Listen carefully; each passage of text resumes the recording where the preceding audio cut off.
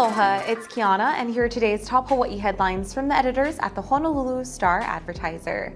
Also, mahalo to Longs Drugs Hawaii for sponsoring the show. Head on over to your neighborhood Longs Drugs for all your shopping needs.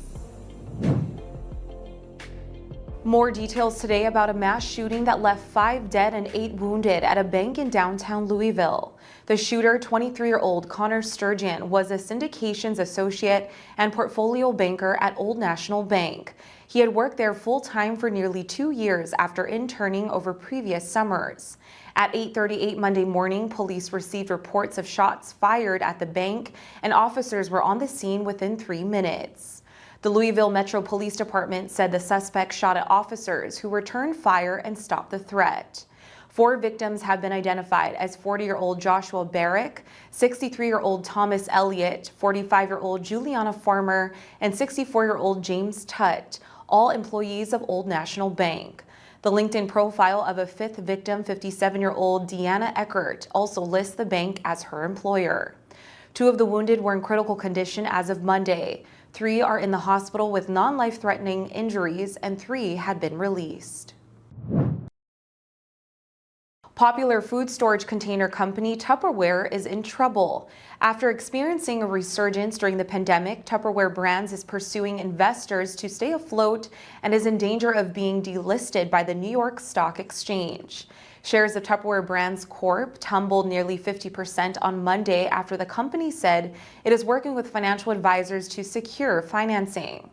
The Orlando, Florida-based brand got a boost during the pandemic when people stayed home and cooked for themselves. But sales and profits have been in steady decline over the past 2 years, falling from almost $500 million in the last quarter of 2020 to just over $300 million in the most recent period. Last week, the NYSE issued a non-compliance notice to Tupperware for failing to file its annual results with the Securities and Exchange Commission. Creditors are also waiting in the wings and could call Tupperware on debt. Former Theranos CEO Elizabeth Holmes will not be allowed to remain free while she appeals her fraud conviction. Holmes asked to stay out of prison on bail as her lawyers try to persuade an appeals court that alleged misconduct during her 4-month trial led to an unjust verdict. A district court judge denied the request today. Holmes was found guilty on 4 counts of fraud and conspiracy against Theranos investors who believed in her promises to revolutionize the healthcare industry with a breakthrough blood testing system. The technology never came close to working, as well as company executives had advertised. Holmes can file another appeal of U.S. District Judge Edward Davila's ruling, but a similar appeal made by Holmes' co-conspirator Ramesh Sunny Balwani failed last week. Holmes must surrender to authorities on April 27 to start a more than 11-year prison sentence that will separate her from the 2 children she had leading up to the trial and after her conviction. Wall Street drifted through a slow day of trading Tuesday, with stocks and bonds making modest moves as traders await reports that could move markets later this week.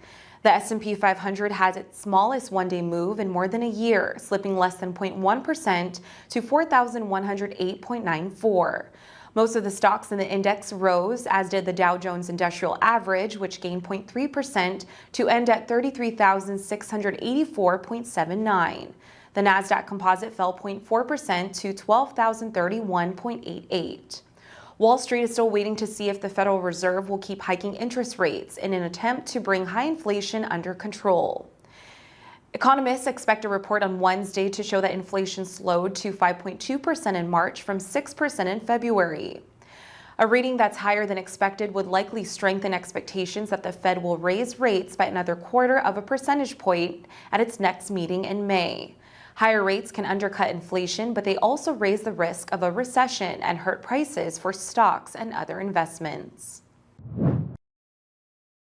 A new high-profile entertainment act is coming to Waikiki. Cirque du Soleil Entertainment Group and Outrigger Hospitality Group have entered into a joint venture that will add Hawaii to Cirque's short list of destinations with shows and residents.